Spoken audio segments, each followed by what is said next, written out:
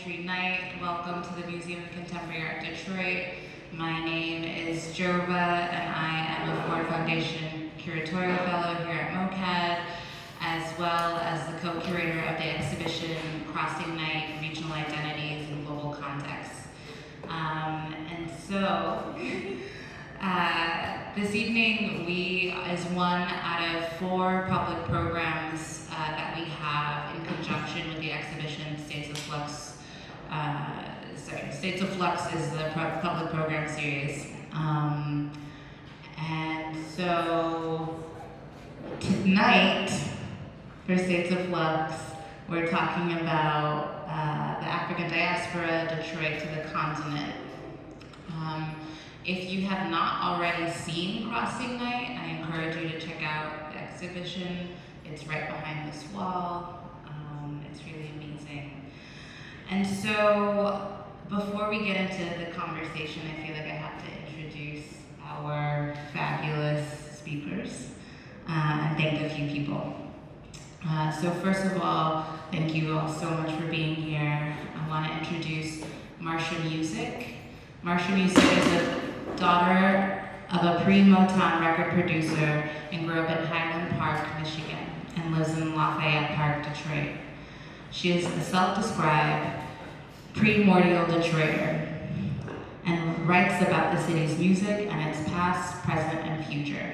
She's a former activist and labor leader and a noted speaker.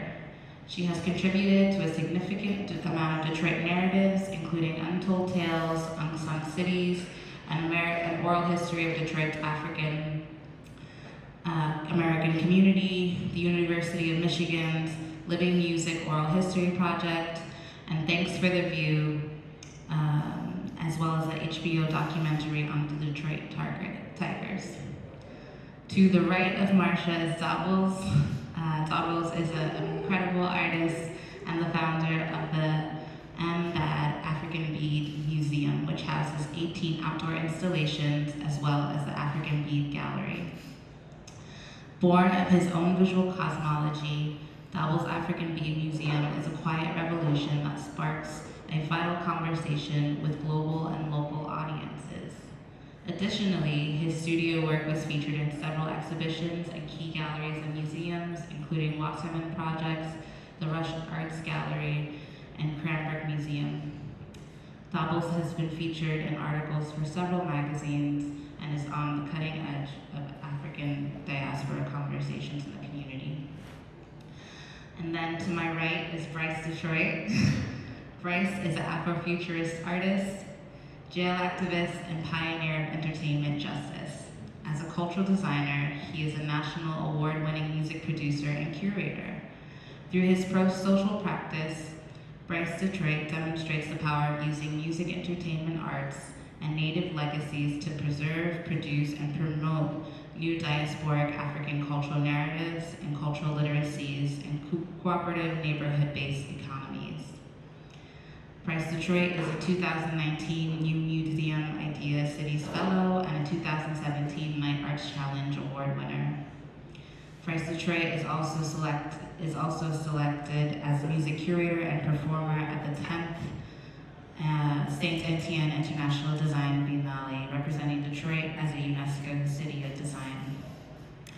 These 3 visionary Detroiters work and cultural practices engage with diasporic themes, which is a theme that also runs throughout the exhibition Crossing Night, which is why we're having this conversation this evening.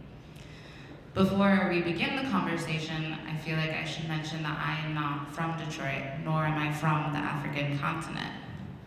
However, I do think it's important to note the connections within the diaspora, both on the continent and off the continent, across the North America, across the globe as a whole.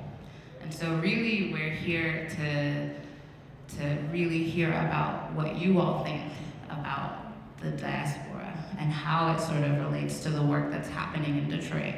What are the things that resonate between your work and the work presented by the 22 contemporary artists that are featured in the exhibition? And so, that being said, maybe we could get into conversation And maybe you all can tell us a little bit about yourselves and your respective practices and what that means when I say diaspora. Boom. One thing, correction, not jail activist, Jali, J-A-L-I, which is West African meaning griot.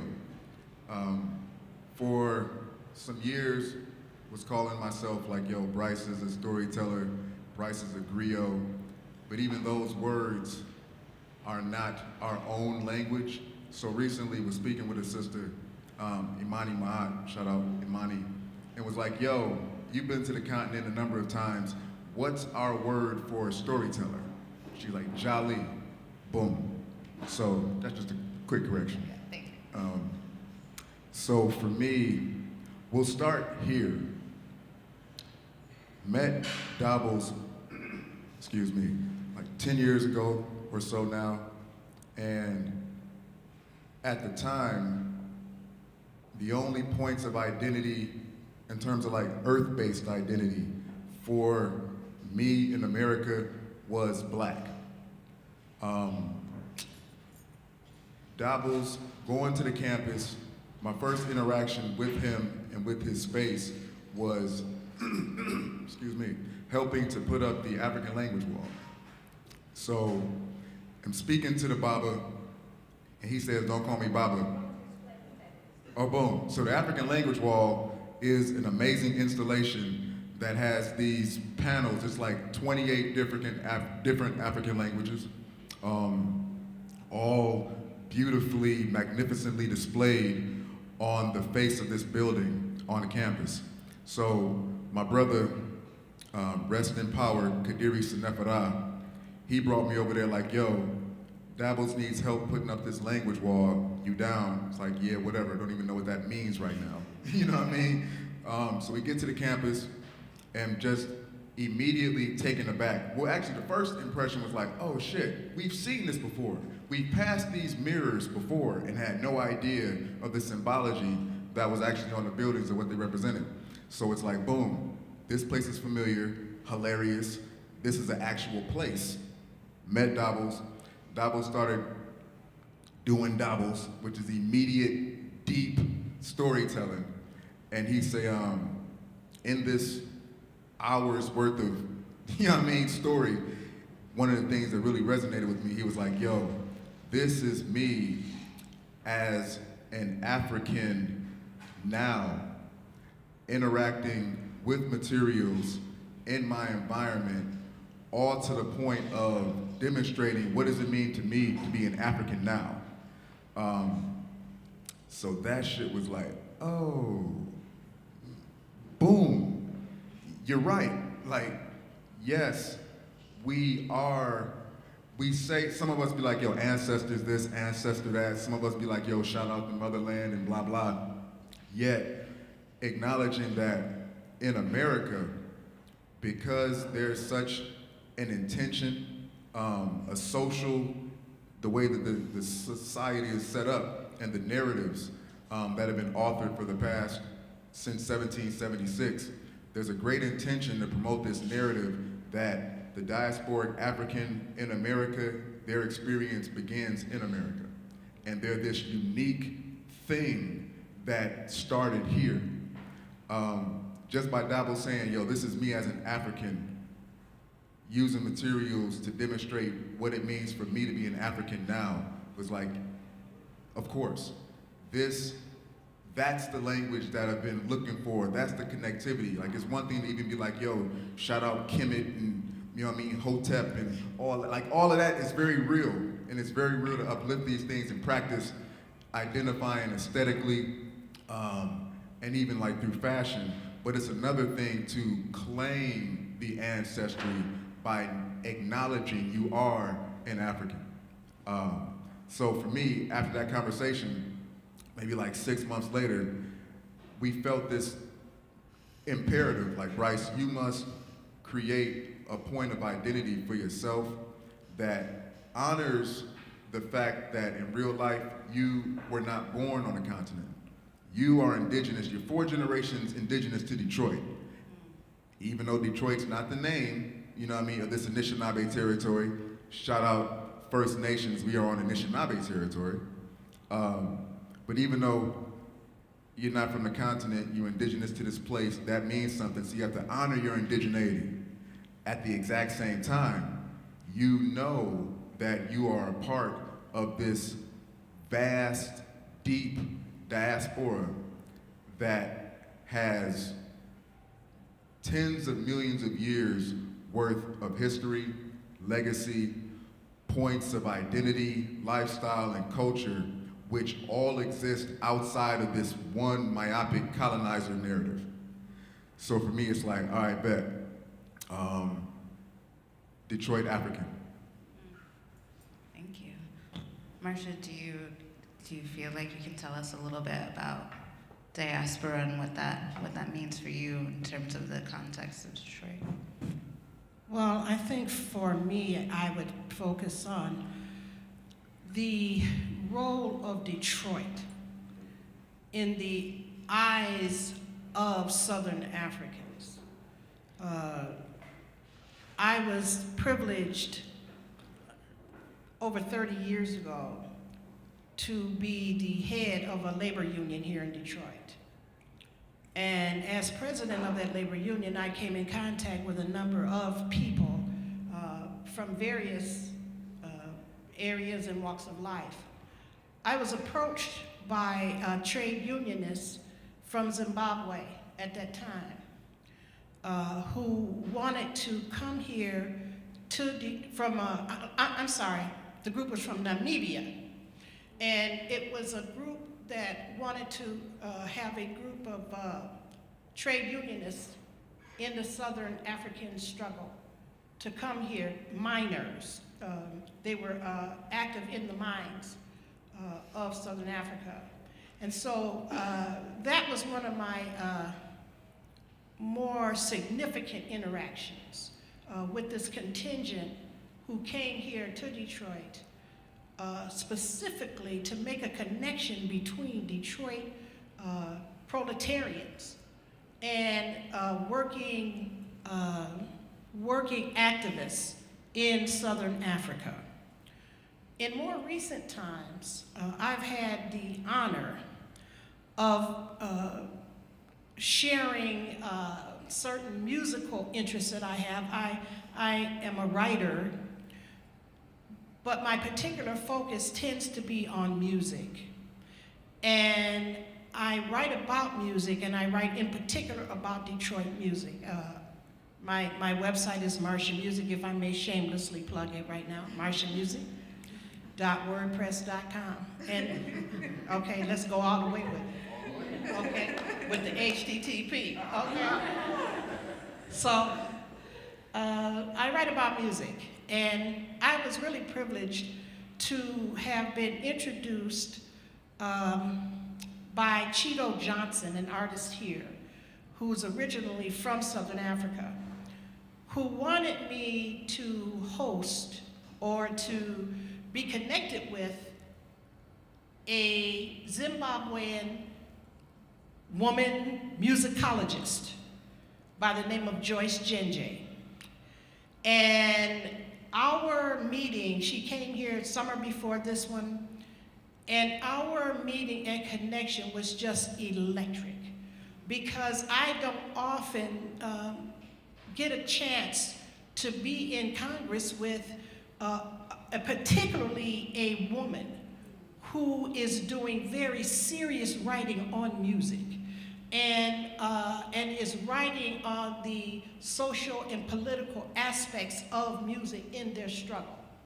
So I was very gratified by this connection between she and I. When she got here to Detroit, one of the most compelling moments when she visited was when she had been here for some weeks, and she finally got a chance to go to the Motown Museum. Now, she had been telling me about how significant Motown was in Zimbabwe. She knew every word to every song of the various songs of our era, the Supremes, the Marvelettes. She knew every word of these songs, and she was telling me how the Motown grouping meant so much to the Zimbabwean struggle. Now, this is in sharp contrast to the way we tend to hear in all of our hyper-intellectualism. We tend to have tended in the last period of time to view Motown as some kind of a sort of quasi-retrograde bourgeois influence. But she made it clear that Motown music was freedom music, period, in Zimbabwe. It was the heart of the struggle. And she also said that when she was coming here to see Motown, she was getting a grasp of her Africanism through coming to see the Motown Museum. When she got to the Motown Museum, she literally broke down and sobbed. It was such a Mecca-esque experience for her. And she said that she was sharing this with her comrades back home, that she had made this trek to Detroit, to this center of international black music, which she describes as the most African of music, even though we tend to view it as, quote, crossover music and all of this.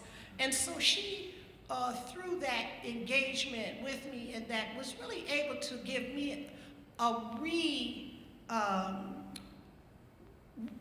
revivification of love for that Motown music, understanding what it meant in the world. So that's a couple things. There's a video that Marsha and I watched right before this talk, actually, that's in the Black Box Gallery on the video reel, and it's called Welcome Visitors. And it's actually a video by a Grecian South African artist named Penny Sopsis. And in the video, Louis Armstrong takes a trip to South Africa, and he meets with an artist who's actually from Zimbabwe. And it's really talking about how the king of Zulu went to Zulu Nation, and sort of this idea that the Zulu Nation, which if you're not unfamiliar with Mardi Gras or Southern American culture, definitely the Zulu Nation was a big key component. Also hip hop, Zulu Nation. We'll talk about that. And so it's this exchange, and it's interesting to me how you talk about this exchange you did with Joyce coming here, but also Louis Armstrong going to the continent. And it's all found footage video, but it just really resonates, this exchange and this duality in the diaspora also existing on the continent. I think that's something that's really interesting, especially when we think about how sort of Crossing Night postures such a diversity of artists, and sort of sharing the very individual sort of things they're thinking about, but how that really does vibrate globally. And it's not like once you arrive, then it's automatically gone. It sounds like it's everywhere. Thank you for sharing that story. Sorry, Thomas. Thank you, Bryce, for those accolades. And thank you for coming out. My exposure to Africa occurred in 1971. I was studying at Highland Park Community College. They had a smorgasbord of classes dealing strictly with Africa. For the first time, I came face to face with the idea of, who am I? Up until that time, it hadn't crossed my mind. So that sparked a plug, an ideal in me that stuck with me until today. I wanted to know why the relationship between Africans and Europeans was strained, and why we couldn't talk to each other. I went to work for General Motors for 7 years as a detail draftsman. I was surrounded by over 500 detail drafts people. I had enough knowledge about who I was just to fend them off, because they tried to get me to think that I was something special, that I was the best that had been produced out of the city of Detroit. I was involved in an automobile accident, stayed in the hospital for 1 year with a back injury. Part of the therapy was to do art. But I wasn't doing art, I was telling stories. And people noticed that. I heard about this museum in the city of Detroit called the Afro-American Museum. I volunteered to work for them. I stayed there 15 years. During that time, the word Africa was not brought up in the city of Detroit. We were calling ourselves Afro at that time. The director, Margaret Dudley, said to me, "Do you want to be the curator and artist in residence?" I said, "Yeah, what am I supposed to do?" Just come up with ideas about exhibits. So I began to study, and I came up with all kinds, because we were nowhere on the horizon in any publication unless it was something negative. So for about 12 years, all I did was research. I had all kinds of presentations. I could do a presentation on Black inventors' inventions for 45 minutes without pausing. I knew all the Blacks who did the first to do this, the first to do that, all our accomplishments. And one day I said, there's gotta be something other than this. This cannot be a total representation of African people. A brother named Ardley Smith, Dennis Cabot, Saisha Marusha, and myself, we came up with this idea of an African World Festival, which led to the changes in Detroit we have here today. For the first time, Africans came to Detroit selling their wares. The sculpture pieces I was afraid of, so I put a footnote there. Why am I afraid of something I've never seen before? The bees caught my attention because at one of the festivals, I asked this trader, that's what the African merchants were called, traders and dealers. Can I have the strand you have on? How much you want for that? He said to me, my brother, everything is not for sale. I know you Americans think everything is for sale. So I took the insult. Then he proceeded to educate me about the beads he had on. 45 minutes he stood there talking to me about these beads. It blew my mind because here I am trying to find something to teach the young kids and adults who were coming to the museum, something about Africa, and here these beads are. So I began to hoard the beads. I collected them, I studied them, and because I was one of a few who were buying the beads, the traders, who work a little different than what we do here in the West, if you buying beads, they tell everybody who's selling beads you're buying beads. And so, and there's a trust with those traders. They would bring beads to me, and I say, I ain't got no money, man. I leave them with you. I picked them up on the way back. So I was beginning to learn some subtle things about traditions and cultures in Africa, and it impacted me. The one that impacted me the most was that I asked them, I said, why you don't use the word love said, "Love, we have a responsibility. There's no way out of having a responsibility." So that stuck with me. For about maybe 10 or 15 years, I think I had about 200 African families on the continent calling me, thanking me for buying their product. Whenever you build a relationship with an African, before you can look at his product, he's going to ask you, how's your family? How's your grandparents? How's everybody? And I have to reciprocate, although I'm yawning to get in those bags. It's okay, it's time for us to do business. That system was interrupted with 9/11 because the African traders could no longer come here anymore. But what it did, it instilled something in me that I began to do the research as to what constitutes an African and what constitutes an African on the continent. To my amazement, there are no Africans. That's a title that represents a geographical location. All the people came here through enslavement. All the people came here thereafter. They came from a particular culture. None of them came from African. I also discovered there were over 3,000 languages in Africa and hundreds of dialects. So how can you have unity with different languages?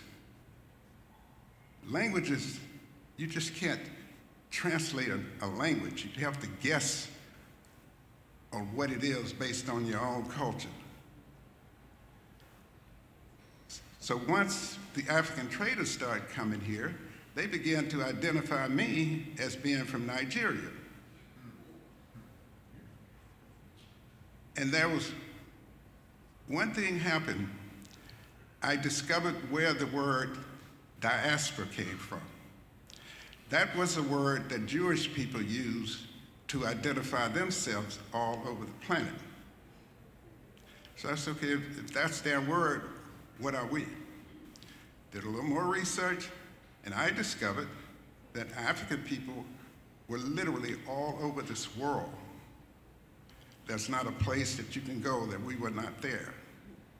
And our identity is identified by language and our belief system. Everyone on this planet is an African, but there have been words thrown into the stew that keep us from seeing each other as the same.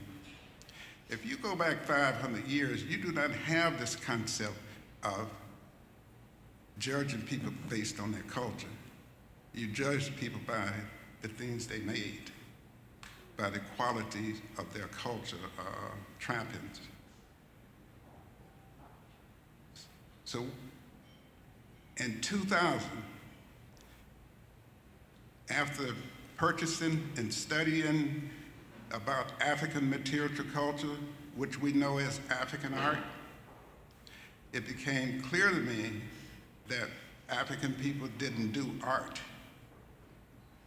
Everything you pick up that's out of Africa, and you ask yourself the question without being prompt, how was this used? We didn't produce art. So 2019, the problem that we have as African people we will have to identify ourselves with a particular culture in Africa and then absorb ourselves in that culture. Other than that, we will be a subset of the European paradigm. We speak his language so well and so often, we forget that it's not our language. We will fight you about grammar and spelling of our former oppressors' language. The first thing the Europeans did when they colonized us, which is a very nice sounding word with devastating effects, is take your language and make you hate your own culture and then teach you their system. Those are things that we would have to begin to recognize as they happen. And there's something in each and every one of the African people who are trying to get some kind of relief. Something else I discovered is that each and one of us have a subconscious. And you know what the greatest trigger to activating that subconscious is? Language, followed by voice, sound, smell, etc. So if we're not allowing our children to speak African languages, then we are locking them away from their subconscious. Things come from internal, not external. This ideal of going to school, get this great education to be all you can be, it's not real. We are still connected with this universe, with nature, plants, animals, etc. So I will stop now. Thanks. No, I mean, I actually never really understood. I understand the word diaspora, but I never knew its origins. And so I think thinking about the sort of global struggles across identity, across borders, across ethnicity, it's fascinating, especially because I think that term diaspora is so heavily associated with African diaspora. So to understand its origin in a more universal sense is fascinating. You all each sort of touched on the reality of labor in a way, right? You going to volunteer, laboring for Dabls, Marsha's labor movement work, you as a laborer, and how this sort of labor being kind of an anchor in terms of not only the history of Detroit, but the identity of the Detroit African. And I'm wondering, or I'm thinking a lot about some of the work we have in the galleries and how specifically there are images from Angola from two artists, Beneld Hirkin and Edson Chagas.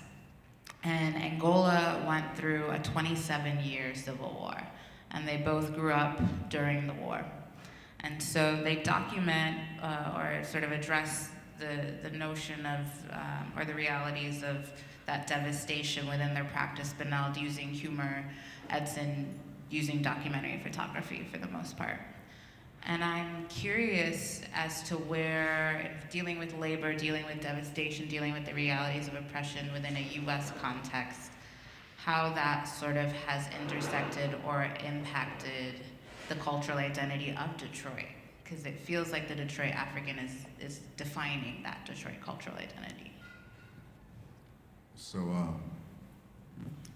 want to speak to labor from the perspective of emotional labor, spiritual labor.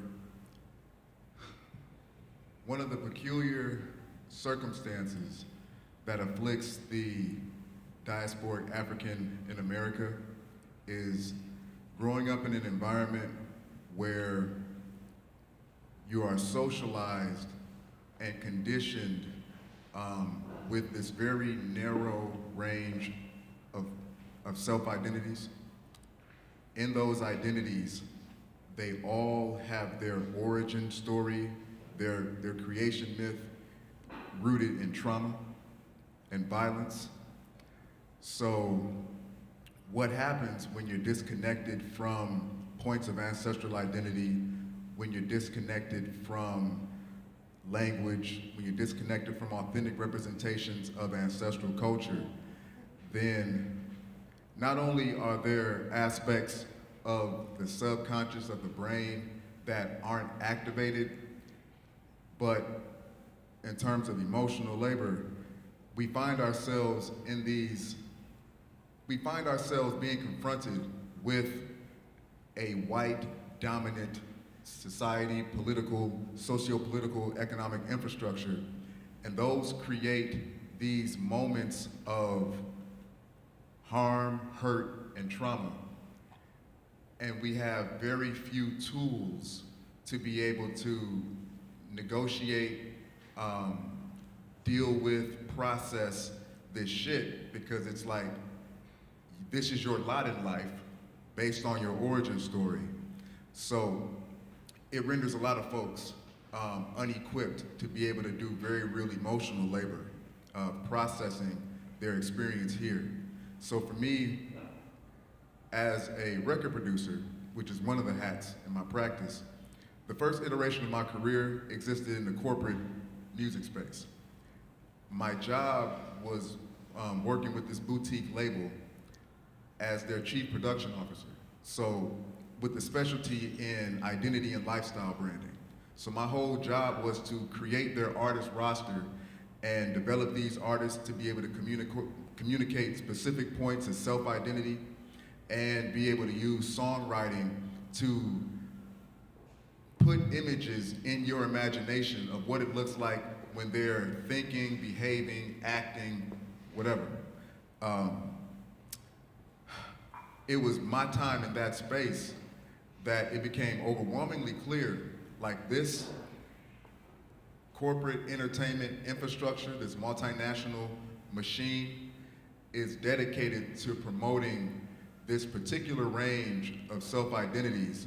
And coming from me from like a behavior science standpoint, since I consider myself an African behavior scientist, then it's like, yo, it's these images of ourselves that we're constantly exposed to on top of these frequencies that are programming folks' points of self-identity and subsequent behaviors, in a lot of cases, criminal behaviors, and sex exploitation-based hypersexual behaviors. So it's like, all right, there's some bullshit. Let me extract myself from this space and then dedicate my craft, my practice, to creating, producing music, entertainment content that has these positive points of diasporic African self-identity, music, stories, programming that allows folks to come in contact with healed points of identity and expression, all to the point of that are rooted in this diasporic African identity, this Detroit African identity, all to the point of giving us for real spiritual tools, these spiritual technologies to be able to do this very important emotional labor without having tools to process your circumstance. Then it perfectly creates a fucked up situation where folks are locked in to these mental states that 100% prohibit, in a lot of ways, social mobility, economic mobility. If you're traumatized and in deep states of depression, ongoing states of depression, and you have no tools to help process this shit, then it's challenging to interact with society, especially when society is telling you you're already fucked up from the gate, and you have to be the best of the best, like Dabls was speaking to even be recognized or validated. So if you don't feel this way about yourself, then it's easy to reinforce the trauma, self-traumatize, reinforce the depression. So for me, coming up in Detroit, where even though we have a black majority,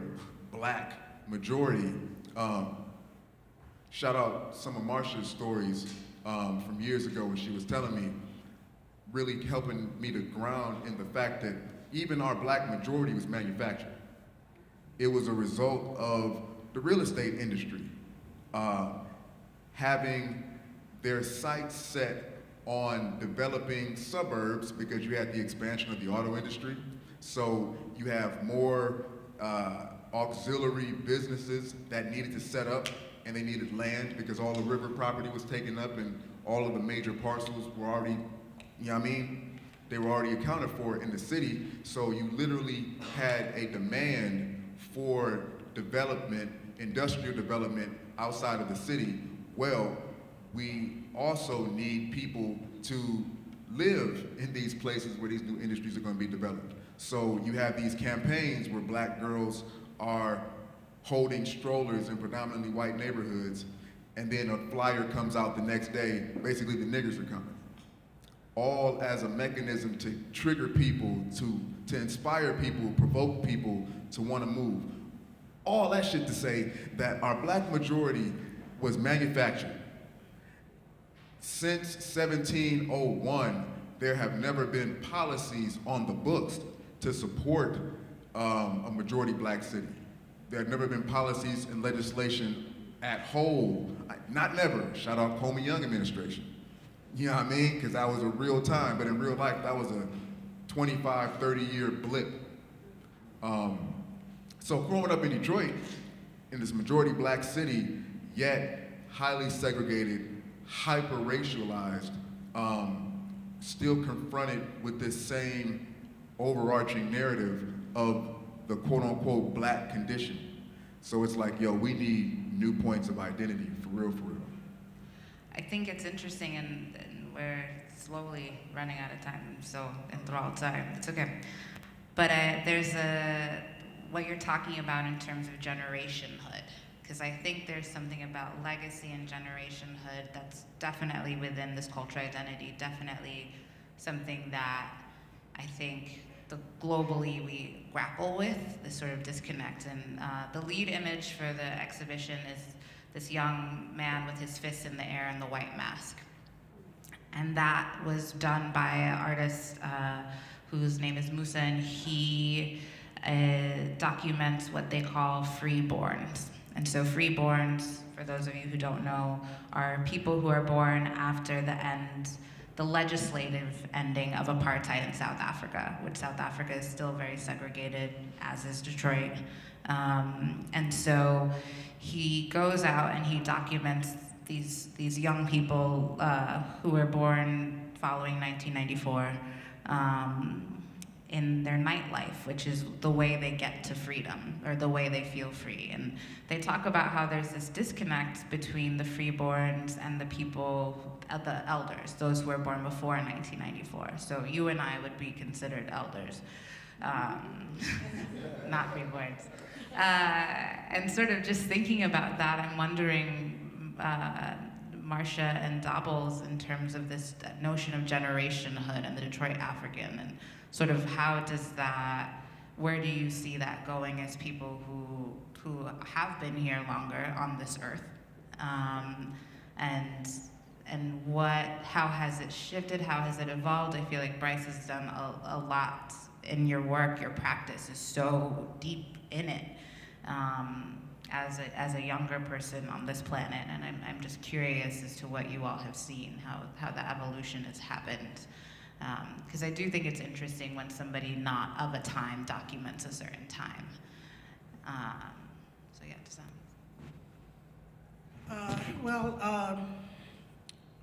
I grew up in the tail end of the Civil Rights Movement and the development of the Black Power movement.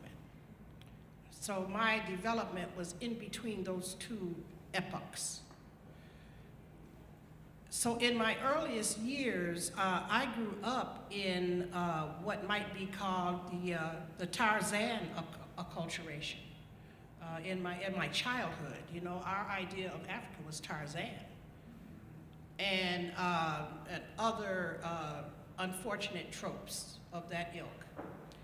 And over time, as there began to be a cultural movement with much higher awareness of African sensibilities, African culture, and of course, I have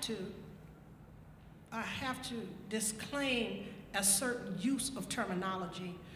We tend to talk about Africa as if it is a monolith, and in a way, I mean, we do that just as a sort of ease in conversation. However, no matter what we're talking about, Africa is made up of various nations and peoples and innumerable cultures that are completely different cultures, completely different languages, all of that. And so it's sort of like this sort of Columbusing kind of view of the world, in which we can just have this big paintbrush and we call it all Africa, you know. But Africa is made out of very particular different cultures. But I'm just saying that even just to be self-critical. So to not answer your question, because I want to say something else, Okay. I have to tell this little story, because it's supposed to be about storytellers, right? I'm a storyteller, that's what I do. Okay. One of the most significant things that happens in Detroit is the African World Festival. It is one of the most significant events that has ever happened in Detroit relative to African sensibilities and the Africanness of Detroit. And it tends to be discounted because it is black, and it happens on the same weekend as the Dream Cruise, which is, of course, not probably coincidental. It's very marked that you have in Detroit on that weekend. You'll have the African World Festival going on in the Midtown area. It used to be downtown. And then going north, the other extreme, you have the Dream Cruise. The African World Festival is overwhelmingly white with a few overwhelmingly black with a few white visitors, and the Dream Cruise is overwhelmingly white with a few black visitors. So you have this kind of dichotomy that exists, even here with that. But the African World Festival is significant in that it puts particularly children of Detroit in connection with African people. And I believe it is one of the reasons that the African World Festival is one of the most peaceful, crime-free environments or events that takes place here.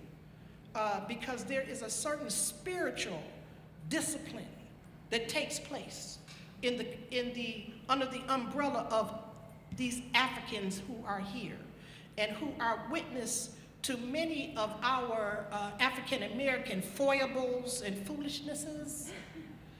And they're just sort of these stoic sentinels looking out over their wares and vendors, their vendors, but they're also witnessing these children that are coming, and they're being role models to them.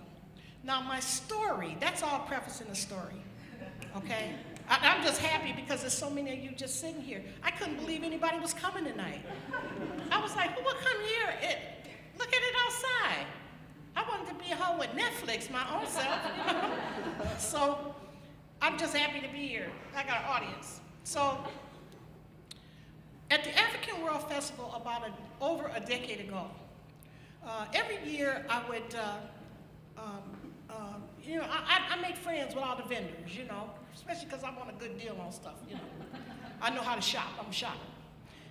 But anyway, I befriended this young man who was sitting there stoically at his table full of not your usual touristy kind of junk, but he had really exquisite silver jewelry that was made by the Tuareg people of which he was a part. And the Tuareg people are in the area of Niger,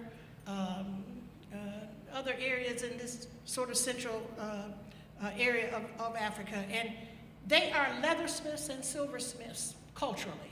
And he had the most amazing stuff, and he sat there like a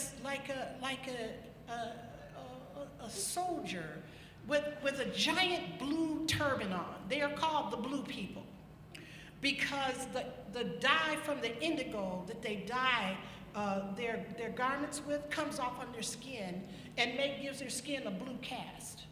And so he, coming up in this new generation, was not necessarily blue because he doesn't really make the stuff, he just wears it.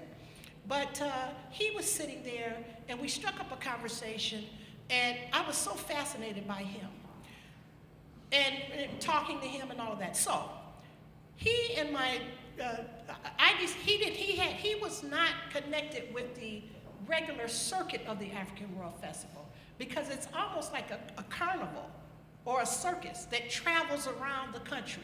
And many of the vendors go from one place to the other. Well, he had found out about this festival and decided to use his ingenuity to come here without money and see if he could sell these beautiful things. He gets here. He doesn't really even know some of the other vendors, many of the other vendors. He has nowhere to stay. He doesn't know where the hotels are that they all stay in and all that. And my then husband and I befriend him. And so he ends up coming back home to stay with us. He is a jeweler. We would get up in the morning of that weekend, and he would be making tea in the living room floor, and they would pour the tea from very high up like this, and they would pour the tea down into these teapots. And on the floor, the wooden floor of my living room, which was in Highland Park, and we had these huge living room with these big floors. So he and his companion, he was with another guy, and they would be making jewelry right in the middle of my living room floor, much to my delight. And at a certain point, I needed to take him. He asked me would I take him to go see some other retailers. Now I'm in it, in for a penny, in for a pound. Now I'm all the way in it. Now I got to take him to these stores, right? We get in the car, we head down Woodward because I'm going to take him to a store that was called Lotus Imports in Royal Oak. Many of you may remember this place. It's in Royal Oak, but it's not there anymore. But we're driving down Woodward, and all of a sudden, we hit all of these cars. And they're all these old cars because it's the Dream Cruise, because it is the weekend of the African Festival.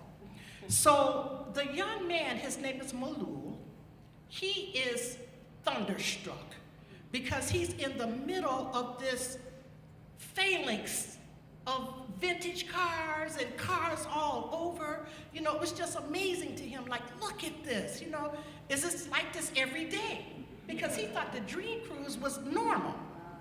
So we're trying to make our way through. I'm cussing myself out. How'd I get stuck in this? We're driving, and then all of a sudden, he turns around and he says, that car is just like my dad's. And we turn around because I'm seeing all the old vintage cars, and I'm thinking, isn't this lovely? Because he can come to Detroit and he can see something like his father's old car that his father's been vigorously keeping alive for probably 20 years, And I ask him, what is he pointing at? And he turns around, he says, right there. And it is the brand new Range Rover dealership.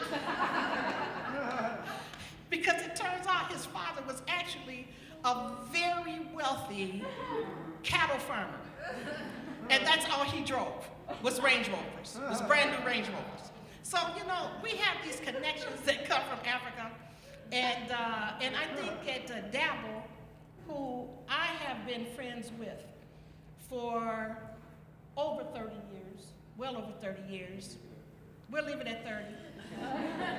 I don't have a daddy anymore, and so when I have a new paramour, we'll just put it that way, I take him to Dabbles for Dabbles approval. And that's how close Dabble and I are. And Bryce is my young friend who blessed me with actually helping to participate in my late husband's memorial services and pouring African libations for my husband to see him over into the realm of the ancestors. So I am very close to these gentlemen here. It's an honor to be sitting here with them. Okay. Dabls, you got a story for us? One last story? Yeah, I want to comment on this concept of African art. In the 1800s, every denomination of religion on the planet had a missionary in Africa. And their goal was to implement the colonization. The first thing they did was to teach us how to do art. They taught us how to do painting, rendering, composition, and told us that the things that we have been doing for thousands of years, throw that stuff away. we're going to teach you how to do art. And that is what is in Africa today, is this colonization of the African mind to do art in the way Europeans do art, which is primarily for entertainment. I hear folks saying all the time that Africa is spiritual and that they want to connect with Africa, spirituality. But they do not want the material culture, the items that were used in the so-called Africa spirituality. So as we try to reconnect with ourselves, we got to look towards the European museums who house our tools.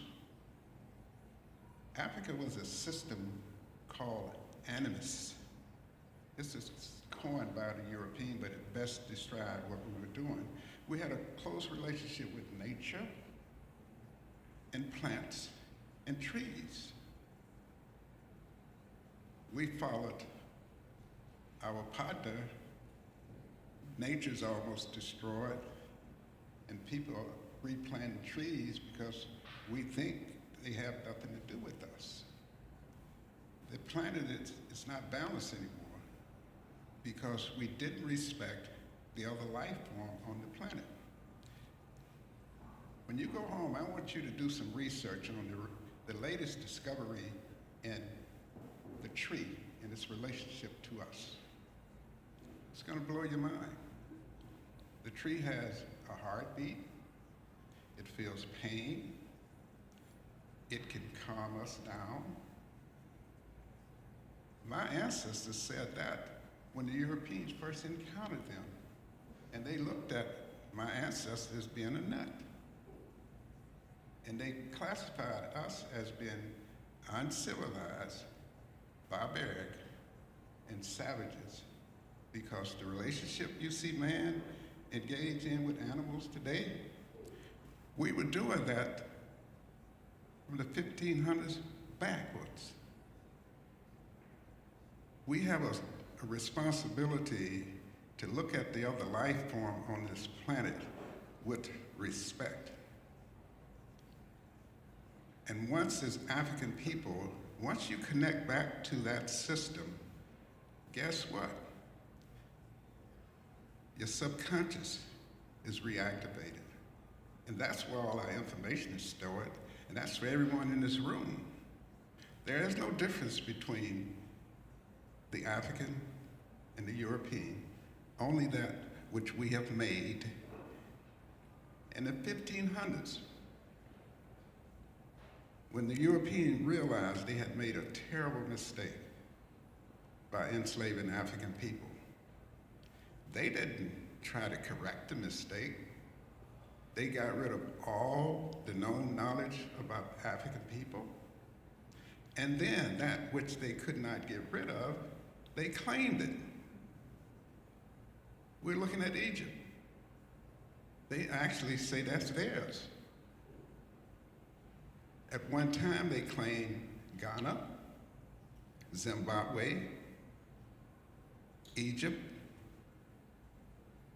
the Sudan, because you cannot erase knowledge, information that's on this planet. And you really can't dummy a person down the way we have been dummied down. You can miseducate them. And if you're not operating in your own paradigm, you are being miseducated.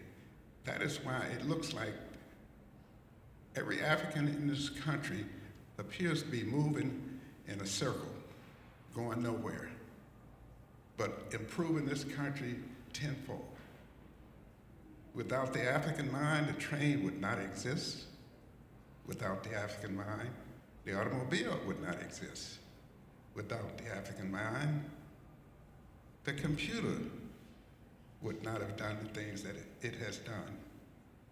When you take a person's knowledge of the planet and use it for your own personal gain, and he signs a contract that says you cannot talk about this as long as you work here.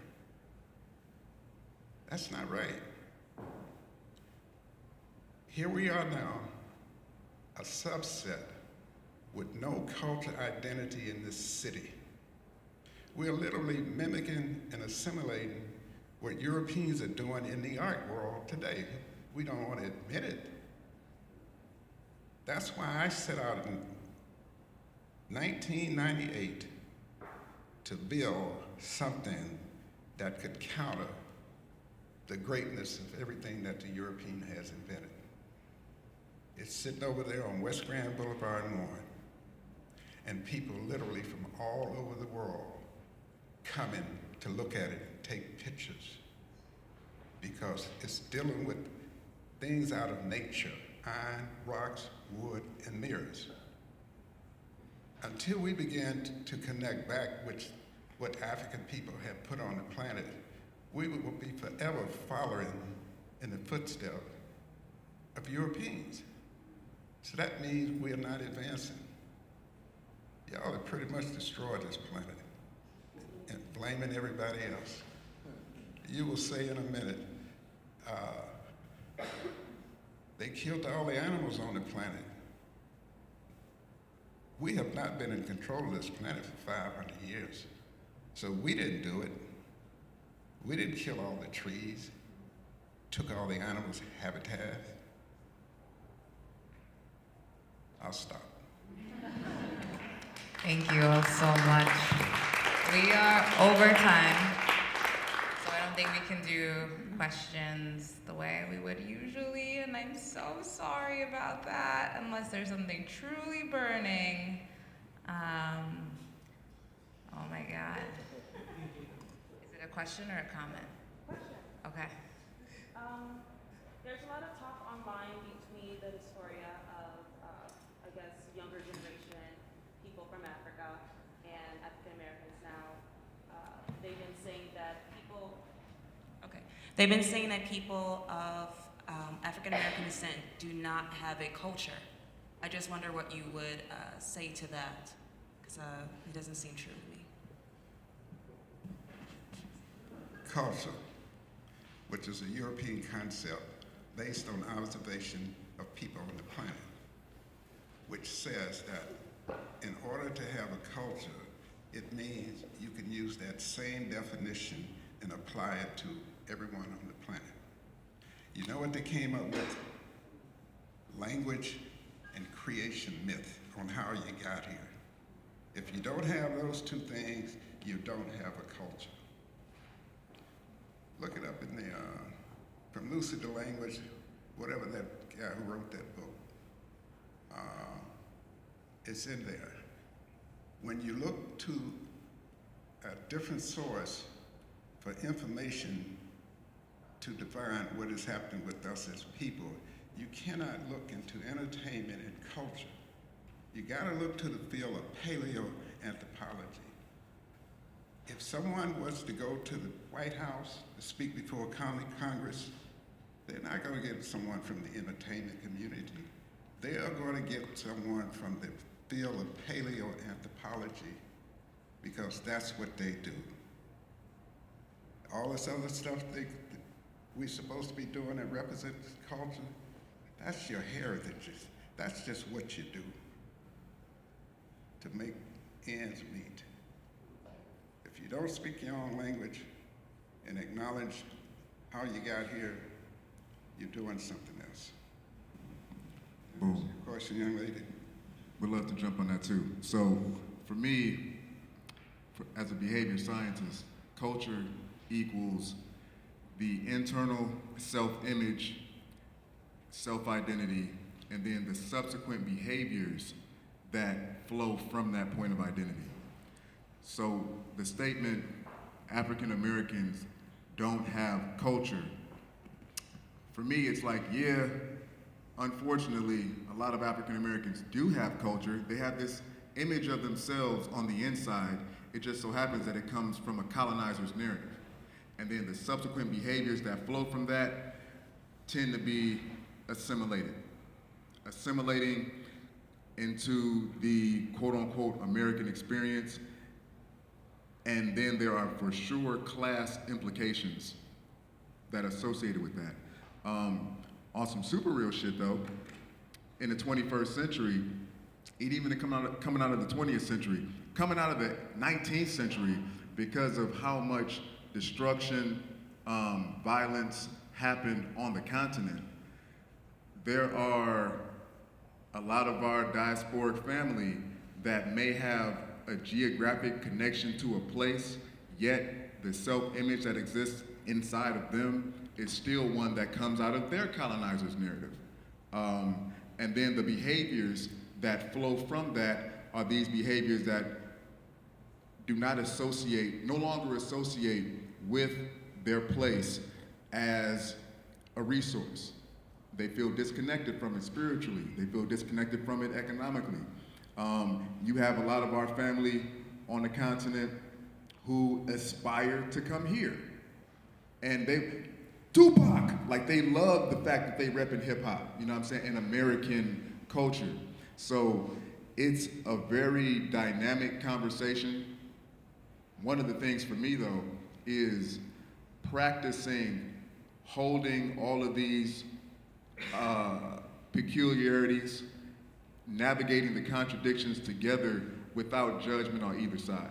Because everybody experienced some fuck shit, you know what I mean? And each one of us, regardless to where we are on the planet, has some work to do of decolonizing and then re-indigenizing in our ancestry, and then expressing that in the now, you know what I mean?